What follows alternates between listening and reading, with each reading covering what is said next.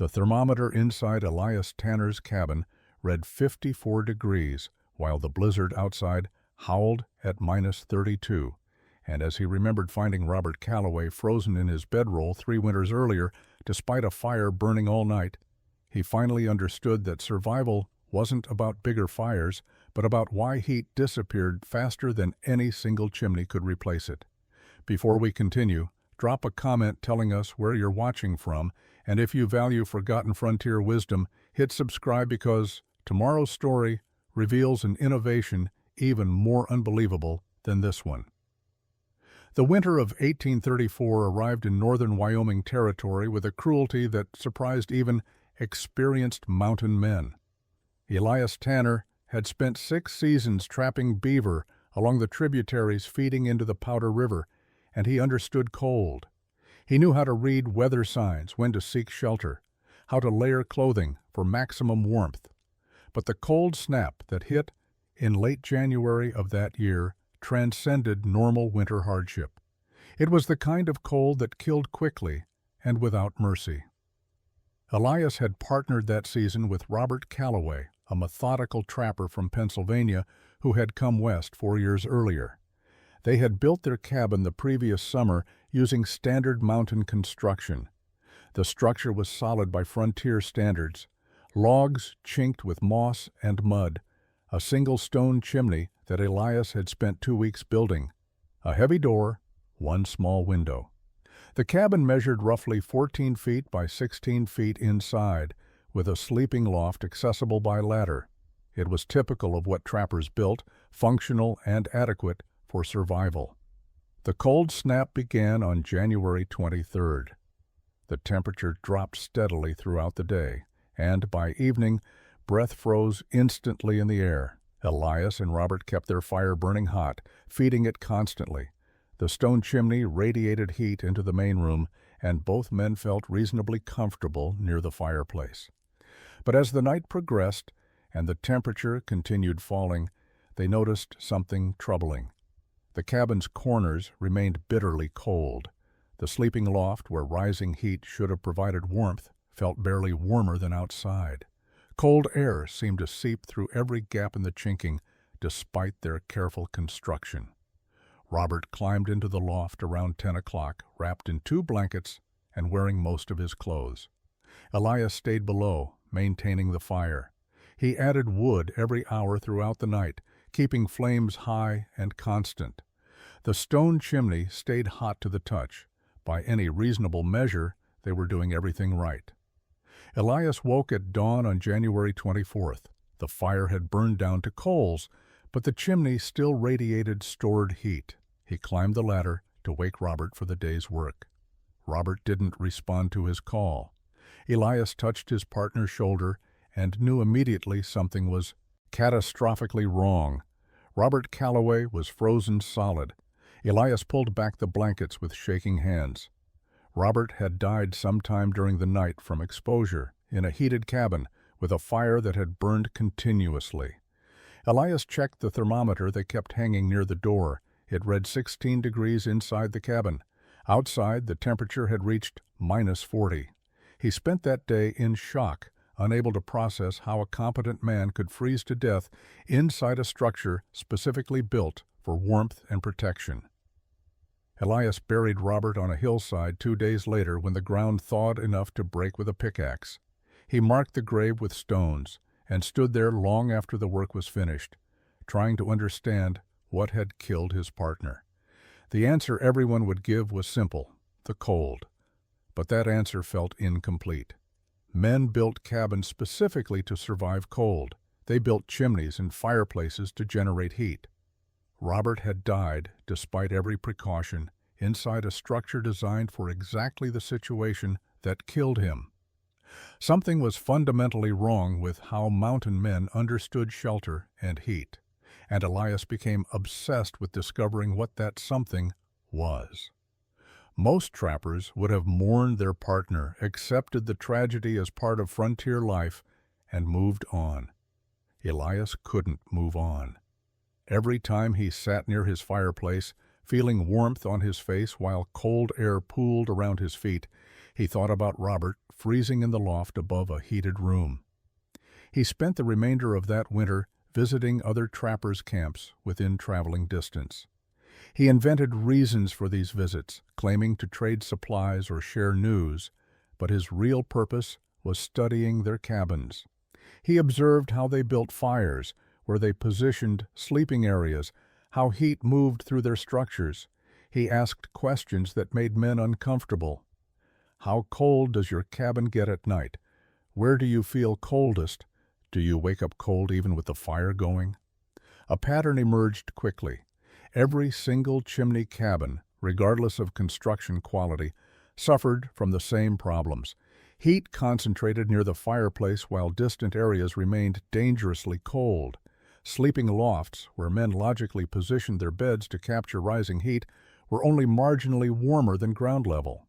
Corners became cold traps, where air seemed to freeze and stay frozen. Most critically, even well-maintained fires couldn't keep cabins warm enough during extreme cold because heat escaped faster than it could be generated. Elias started paying attention to smoke behavior. He noticed that when fires burned hot, smoke rose through chimneys efficiently, but that same draft pulled cold air into the cabin through every gap and crack. The chimney that was supposed to heat the cabin was also creating the suction that brought freezing air inside. It was a closed loop that couldn't be won. Build a hotter fire, and you pulled in more cold air. Let the fire die down, and you lost heat faster. He observed air movement using candle flames positioned in different locations. Near the fireplace, flames bent toward the fire, showing air flowing into the combustion. In corners, flames barely flickered, showing stagnant air that wasn't circulating. Near the chimney base, flames bent sharply, showing powerful draft. The cabin wasn't a unified warm space. It was a collection of thermal zones, some heated, most not, with air flowing in patterns that worked against comfort and survival. By March of 1835, Elias had visited 11 different trappers' camps and studied their heating systems. He had documented temperatures in different locations within cabins. He had sketched airflow patterns and noted construction variations. Other trappers began talking about him. Dutch Henderson, a loud trapper who worked the region north of Elias's territory, started calling him the grieving philosopher, mocking his questions about heat and cold. Martin Gresham, an experienced mountain man who had survived 14 winters, told Elias directly that he was wasting time trying to understand things that couldn't be changed. The summer of 1835 brought a decision that would change everything. Elias needed supplies and needed to sell his winter's fur harvest, which meant traveling to Fort Laramie.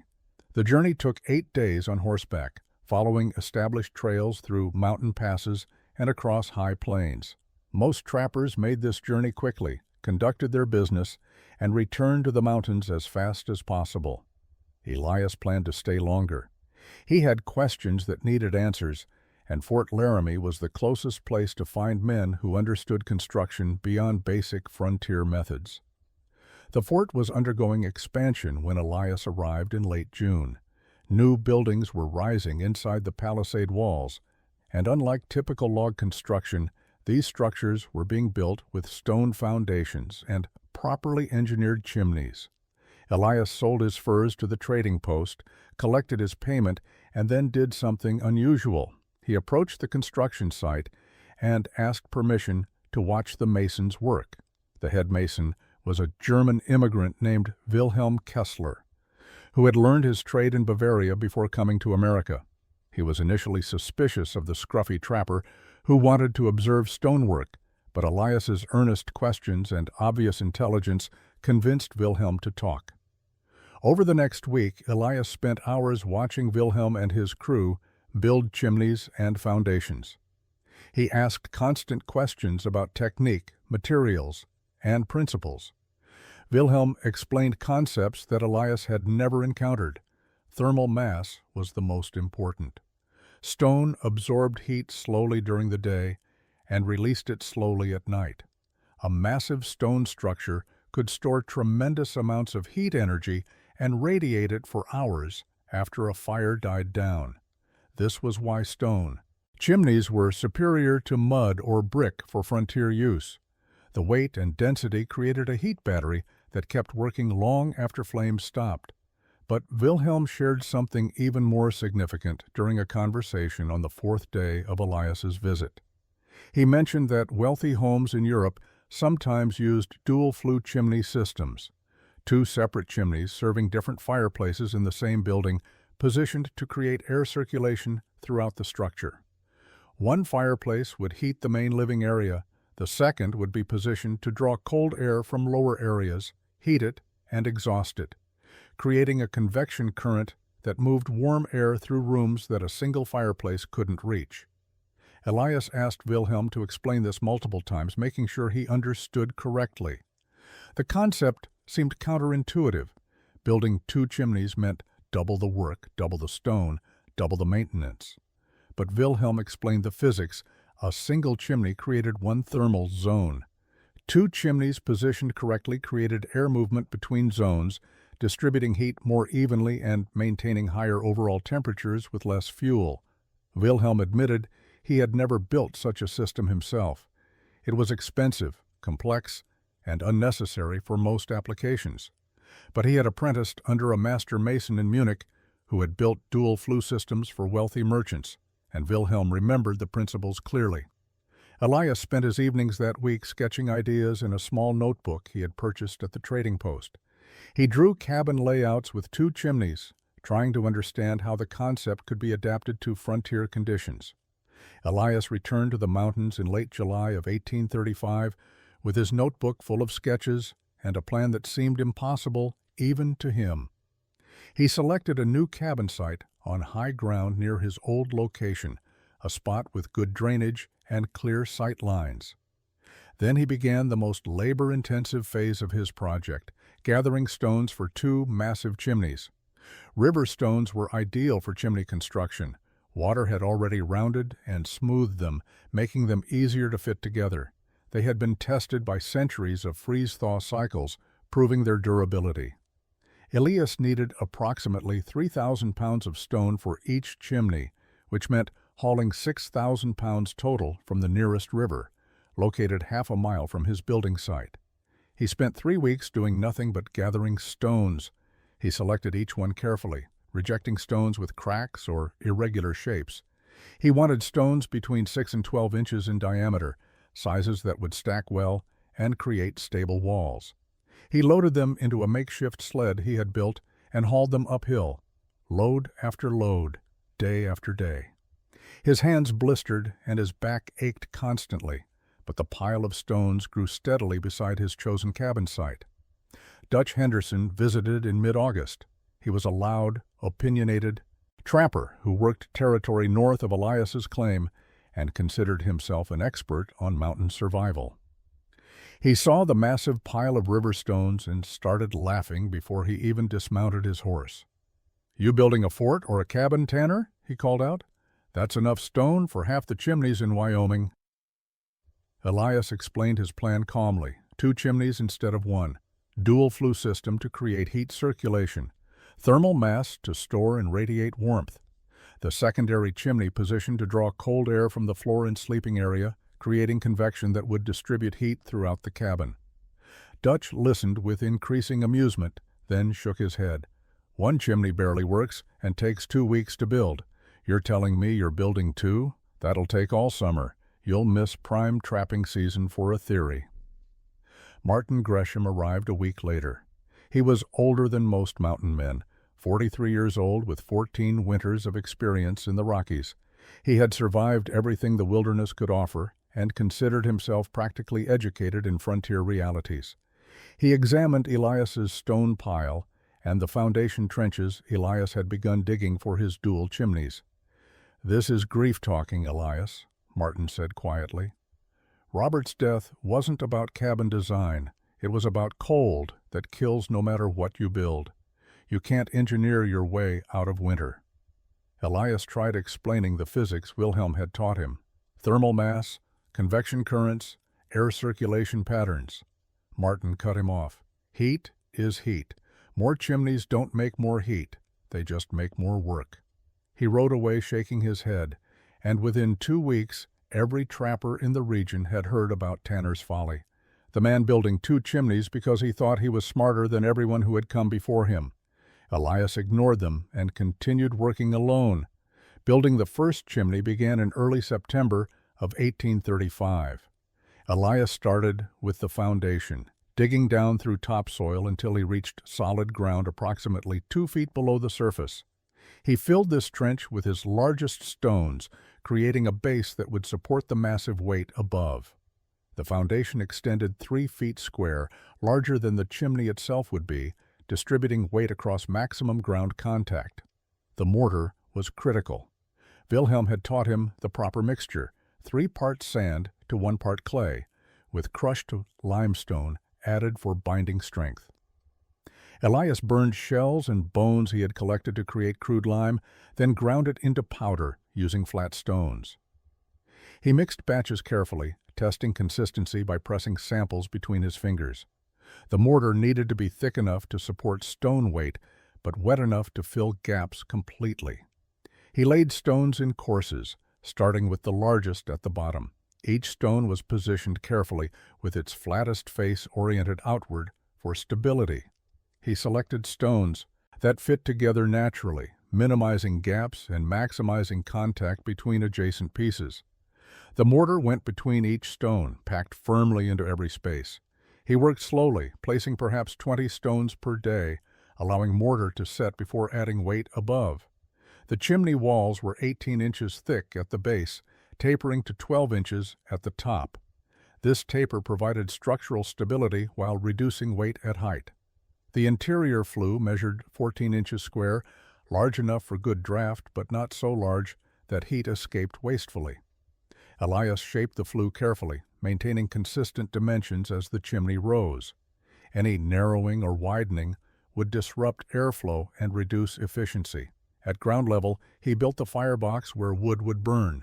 The firebox was 2 feet deep and 20 inches wide, constructed from his flattest stones arranged to create a level floor and vertical walls.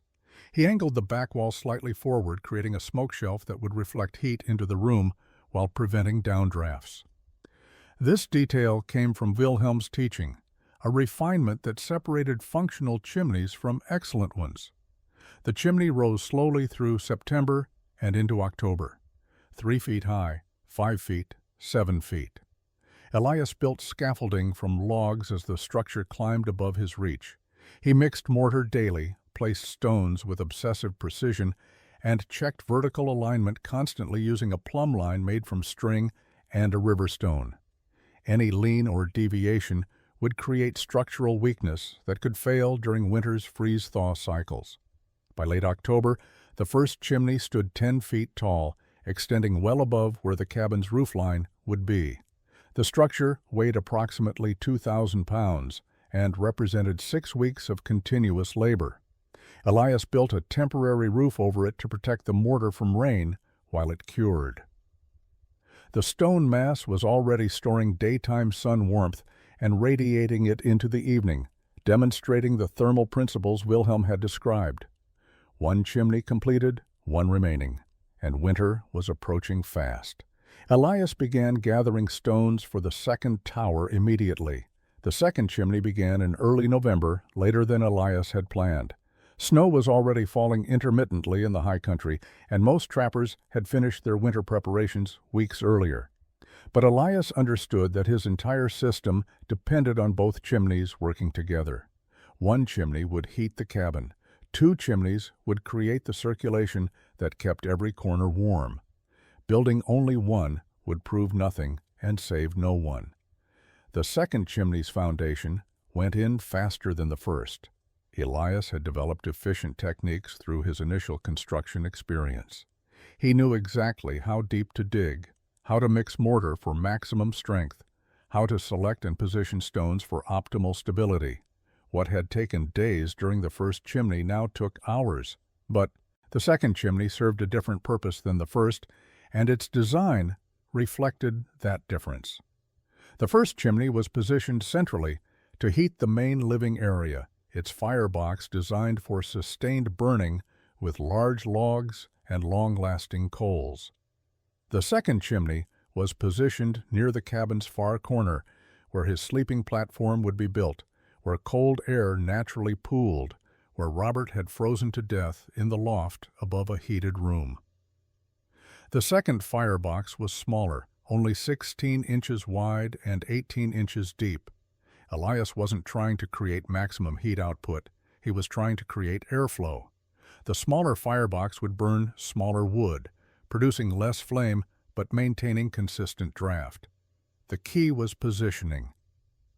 By placing this chimney at floor level in the coldest part of the cabin, it would draw cold air directly into the fire, heat that air, and exhaust it up the flue. The rising hot air would create suction that pulled more cold air from the floor, establishing a continuous circulation pattern. Wilhelm had explained this principle using hand gestures in the air, showing how warm air rises and cold air falls, creating natural convection if properly channeled. A single chimney disrupted this pattern by pulling air straight up and out.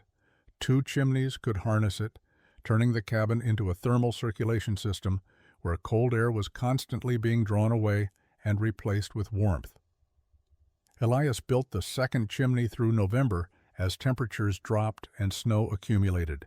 His hands cracked and bled from the cold and constant moisture of mortar mixing. He worked shorter days as daylight diminished, sometimes placing only a dozen stones before darkness forced him to stop. The physical cost was enormous, but the structure climbed steadily upward. 3 feet, 5 feet, 8 feet.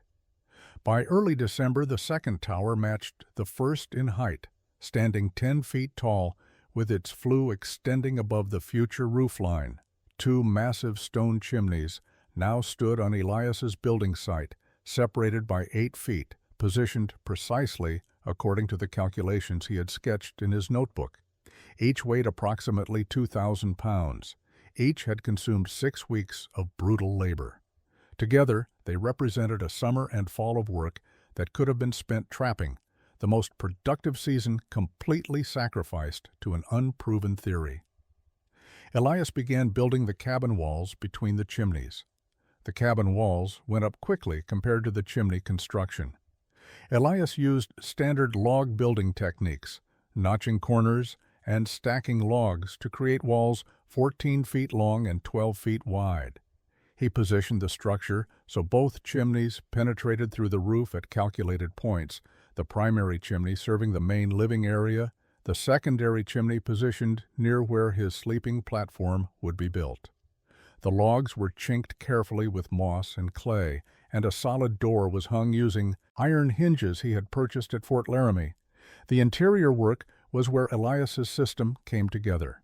The primary fireplace occupied the center of the main wall, built directly into the base of the first chimney. The firebox was large and deep, designed to burn substantial logs that would produce sustained heat throughout long winter nights. Elias lined the firebox with flat stones that would absorb and radiate heat even after flames died down. The opening was positioned at comfortable height for tending fire, while sitting or standing. The secondary fireplace was radically different. Elias built it low, with the firebox opening only 10 inches above the floor level. This placement was intentional. Cold air sank to the floor in any structure. By positioning the secondary firebox at floor level, it would draw that cold air directly into combustion. The firebox was smaller, designed for burning kindling and small branches rather than large logs. The goal wasn't maximum heat output, but consistent draft that would pull cold air continuously from the lowest parts of the cabin. Between the two chimneys, Elias built his sleeping platform 18 inches off the ground, positioned directly in the path of air circulation between the two fireplaces. The platform was constructed from split logs, creating a solid surface that would stay warmer than the floor. Storage space beneath the platform would also benefit from the circulating warm air. He built shelves along the walls, a small table, and various hooks for hanging equipment. But the critical element was testing the system. In mid-December of 1835, with snow already deep outside, Elias lit fires in both fireplaces for the first time. The primary fireplace caught easily, flames rising and draft pulling strongly up the main chimney. The secondary fireplace required more attention, smaller wood and careful arrangement to establish draft. But within 20 minutes, both chimneys were drawing properly and smoke rose from both flues. The effect was noticeable within an hour. Heat from the primary fireplace radiated into the main room as expected. But unlike his previous cabin, the corners didn't remain cold. Air was moving. Elias could feel it, a gentle current flowing across the floor toward the secondary fireplace, rising through that chimney while warm air from the primary fireplace spread throughout the space. He placed his hand near the floor in the far corner. Warm. Not hot, but genuinely warm. He hung his thermometer near the door and monitored temperature throughout the day. By evening, with both fires burning steadily, the interior temperature held at 48 degrees while outside temperatures dropped below zero. The system worked. January of 1836 brought the test Elias had been preparing for. Weather signs appeared in early morning on the 9th. The sky took on a peculiar flat gray color that experienced mountain men recognized immediately. The wind shifted to the northwest and picked up speed throughout the day. Birds disappeared. The air carried that particular metallic smell that preceded serious storms. Elias had seen these signs before. A blizzard was coming, and it would be severe. He spent the afternoon hauling firewood from his covered stockpile into the cabin. He stacked wood along the walls until he had enough fuel for at least 5 days of continuous burning in both fireplaces. He filled his water containers from the creek before it became inaccessible. He secured his traps and equipment.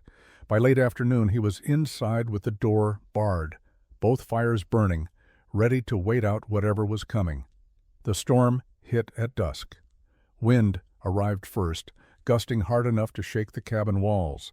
Then snow began falling, not the gentle flakes of normal winter weather, but driving horizontal sheets that reduced visibility to nothing within minutes. Temperature dropped rapidly. Elias checked his thermometer. Minus 15 degrees outside. Inside, with both chimneys operating, the cabin held at 52 degrees. The blizzard continued through the night and into the next day. Wind howled constantly, driving snow into every crack and gap in the cabin's exterior.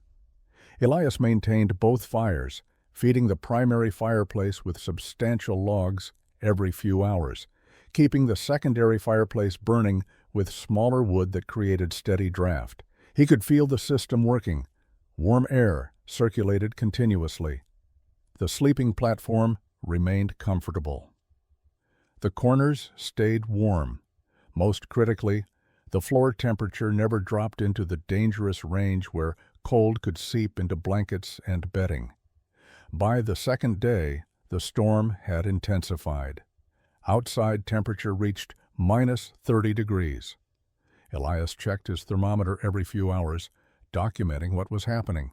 Interior temperature fluctuated between 50 and 56 degrees depending on how recently he had fed the fires. The massive stone chimneys were performing exactly as Wilhelm had described. They absorbed heat during active burning, stored it in thousands of pounds of thermal mass, and radiated it back slowly during the hours between feedings. On the third day, the storm reached its peak intensity. Wind speeds increased to the point where Elias could hear individual gusts striking the cabin like physical blows. Snow piled against the walls, eventually reaching halfway up the door. Outside temperature dropped to minus 32 degrees, the coldest Elias had ever recorded. He fed both fires carefully, maintaining steady heat without waste. Inside, wearing a single layer of clothing, Elias sat at his table and ate a meal of dried venison and cornbread. The thermometer read 54 degrees. He was comfortable. Not just surviving, but genuinely comfortable. In conditions that would have killed him in a standard cabin, he was warm enough to sleep without fear, to function normally, to wait out the storm with confidence. The blizzard broke on the fourth morning, wind dying and snow stopping as suddenly as it had begun. James Pritchard arrived at Elias's cabin on the afternoon of January 14, 1836, 2 days after the storm cleared. He was riding slowly, moving like a man who had been hurt, and when he dismounted, Elias could see frostbite damage on his face and hands. Pritchard was an experienced trapper, 31 years old with 8 winters in the mountains. He wasn't careless or unprepared, but the storm had nearly killed him anyway. Elias brought him inside and made hot coffee. Pritchard sat near the primary fireplace, shivering despite the warmth, and told his story. He had weathered the storm in his cabin 12 miles northwest of Elias's location. His cabin was solid construction, built 2 years earlier with a good stone chimney. He had plenty of firewood. He had kept his fire burning continuously throughout the entire storm, feeding it constantly, doing everything right. It hadn't mattered. By the second night, his cabin interior had dropped to 20 degrees, despite the fire burning hot enough to make his chimney stones glow. By the third night, he couldn't get the temperature above 18 degrees, no matter how much wood he burned. He had piled every blanket and fur he owned onto his sleeping platform and huddled underneath them, wearing all his clothes, and still nearly froze. His water froze solid inside the cabin.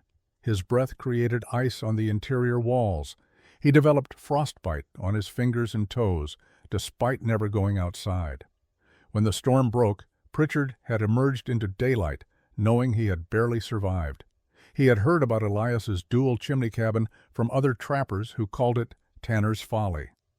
He decided to see for himself if the system actually worked or if the whole thing was wilderness mythology.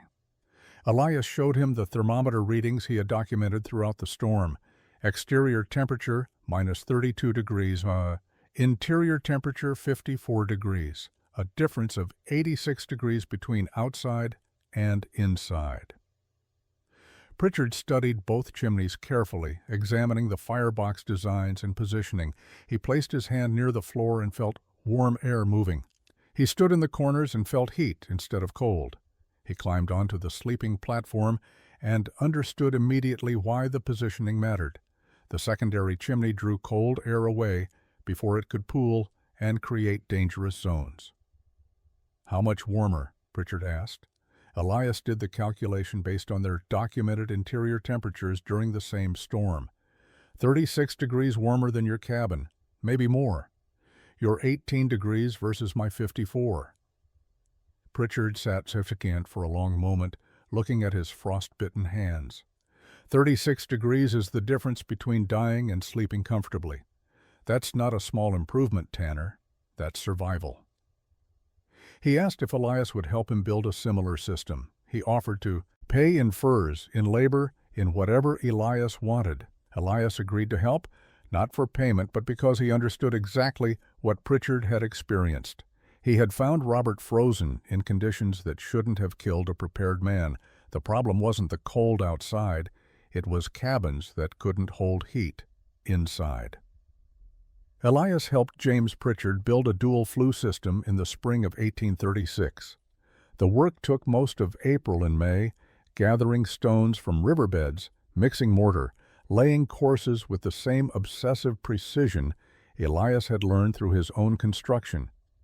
Pritchard's cabin became the second structure in Wyoming territory to use the system, and when word spread that he had survived the following winter without incident, other trappers began asking questions.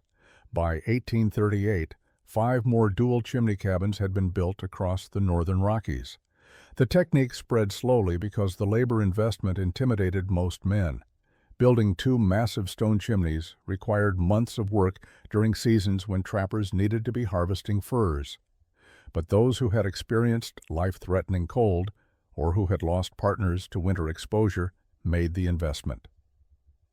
Dutch Henderson, who had mocked Elias's stone pile 3 years earlier, built a Double-Flue cabin in 1839 after spending a winter in constant misery despite a roaring fire. Owen McCready, who operated a small trading post near the confluence of the Powder and Tongue Rivers, started calling the innovation Tanner's Towers in conversations with trappers passing through. The name stuck.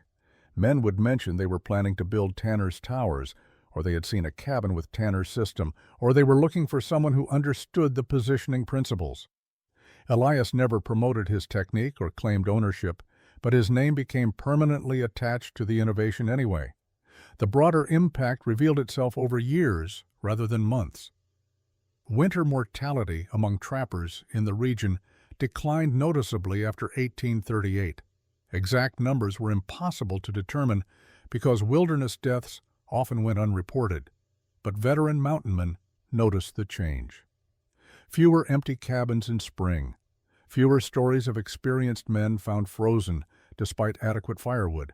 The improvements weren't dramatic enough to transform frontier survival, but they were real enough to matter.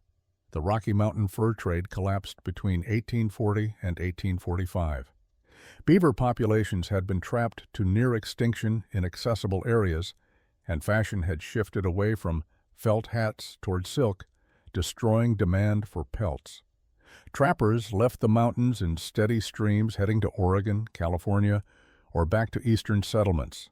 Elias left in 1846, traveling west with a group of settlers bound for the Willamette Valley. He purchased land near Salem, Oregon Territory, and established a small ranch. He married Catherine Morgan in 1848, the daughter of a neighboring farmer.